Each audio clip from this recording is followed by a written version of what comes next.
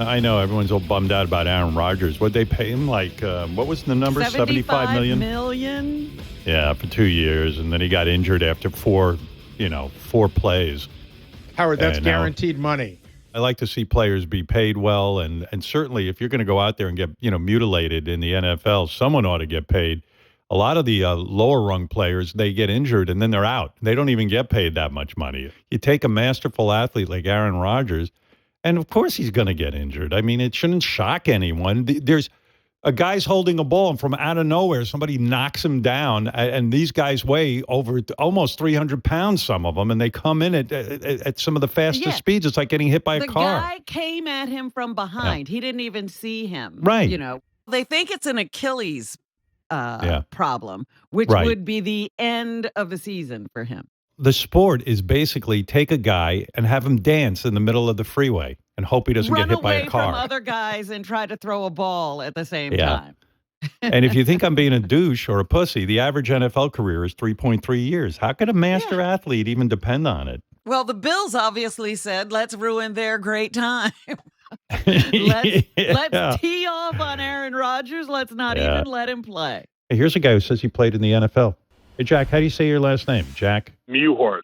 But yeah, I played for 4 years in the NFL, had a bunch of knee surgeries, got pretty well mangled, tore a triceps tendon, all sorts of ankle sprains and things like that. So played just above the average, but man, it's a violent sport. And I will say the league there are programs in place. They do take a little bit better care of you than sometimes advertised, but it is violent.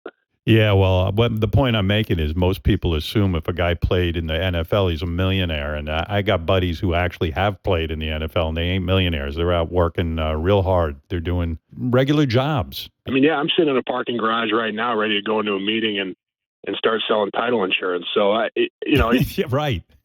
What actually gets deposited into your bank account is much different. I think, people see those advertised figures, and it's not the case. A lot of guys, most guys, we got to go out afterwards and pick up the pieces and figure out who you are after the game. Obviously you get to live a dream and it's awesome, but there's life after you turn the page. And, when you get beat up like that, and it gets taken away, it is a strange feeling.